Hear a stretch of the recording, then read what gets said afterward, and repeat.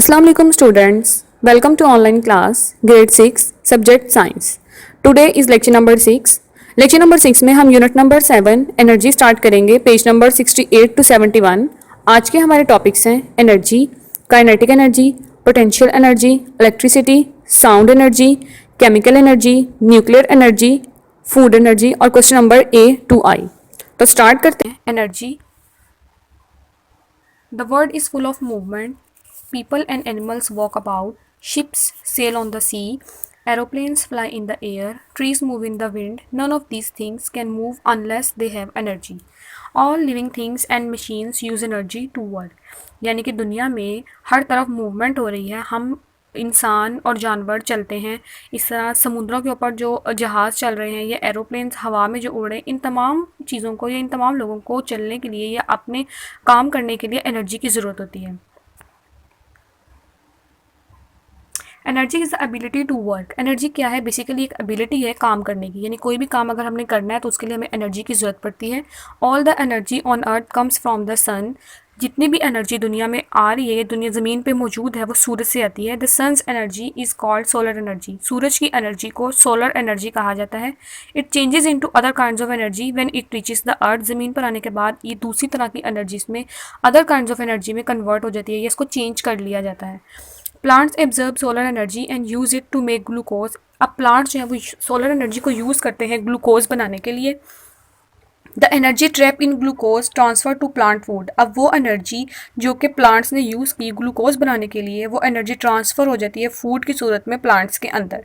When plant are eaten by animals. और जब ये प्लांट्स को कोई एनिमल या कोई जानवर इन पौधों को खा लेता है, this energy is transfer to the animal. तो ये एनर्जी उस एनिमल में ट्रांसफ़र हो जाती है. The sun's energy is also trap in coal and mineral oil. सूरज की एनर्जी जो है ये कोल यानी कि कोयले और मिनरल ऑयल की सूरत में भी पाई जाती है. Millions of years ago, the sun gave its energy to plants and animals. सूरज ने अपनी रोशनी प्लांट्स और एनिमल्स को दी. When they died, जब ये पौधे और जानवर मर गए, their bodies slowly turned into oil. तो इनकी बॉडीज़ जो हैं वो वक्त के साथ साथ कन्वर्ट हो गई ऑयल में और कोल में.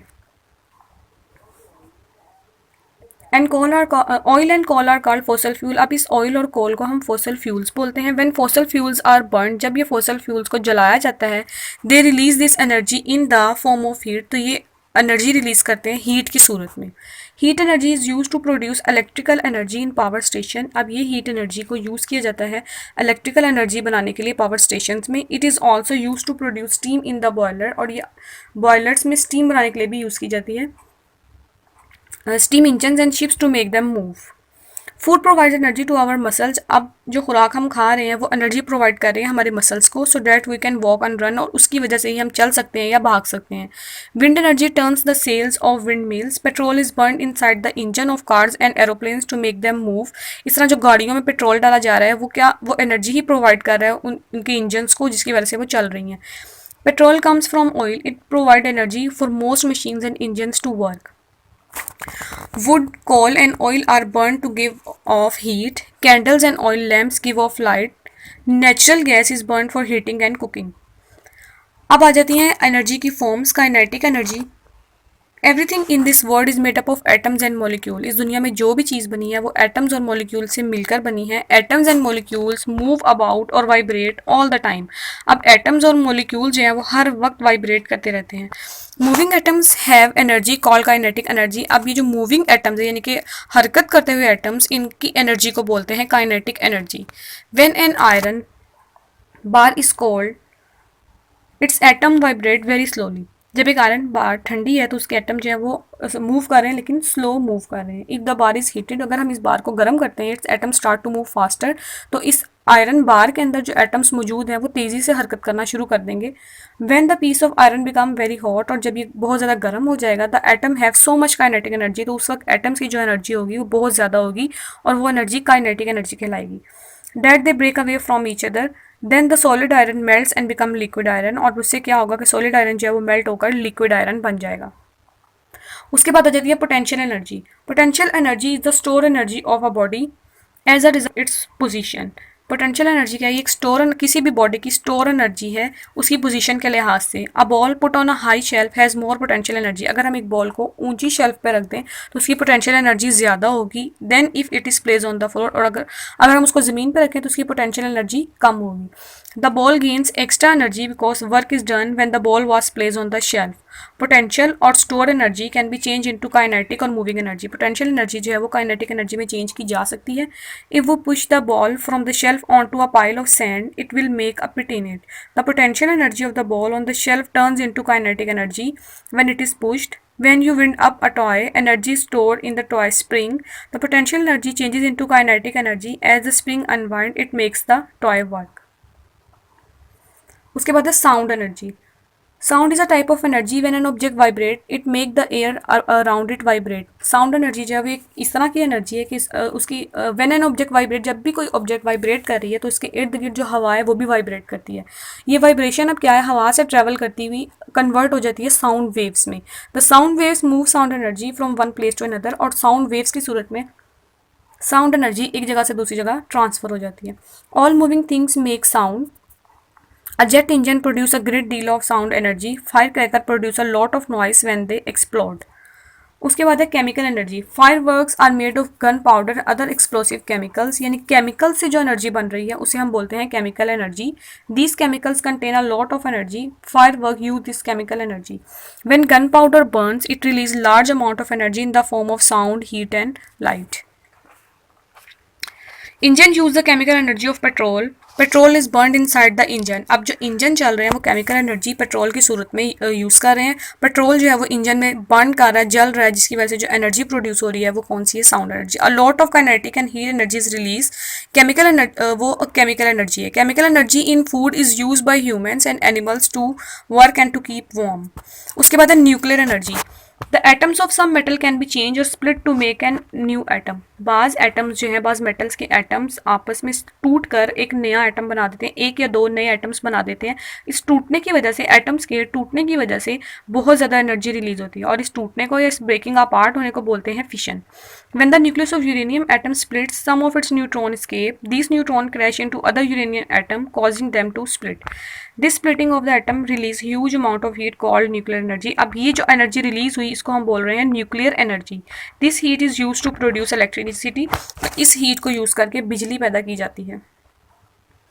सम atoms can not be split. और बाद एटम जो है वो स्प्लिट नहीं होते, यानी कि टूटते नहीं है, बल्कि वो आपस में मिल के एक नया एटम बना देते हैं। इस प्रोसेस को बोलते हैं fusion.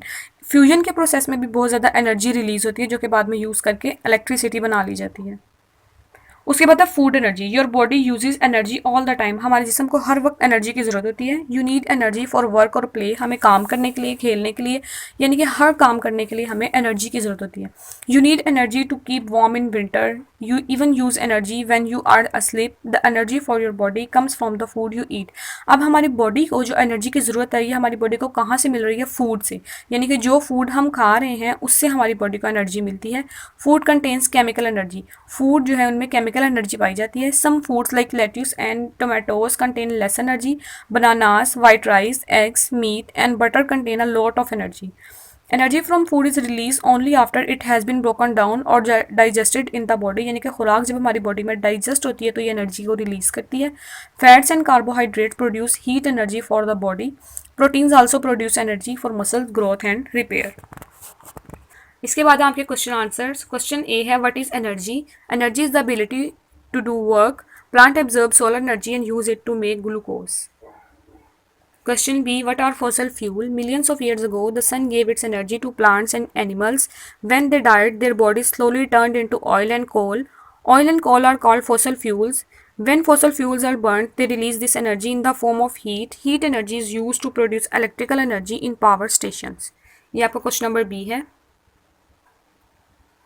Question number C. Where does all the energy on earth comes from?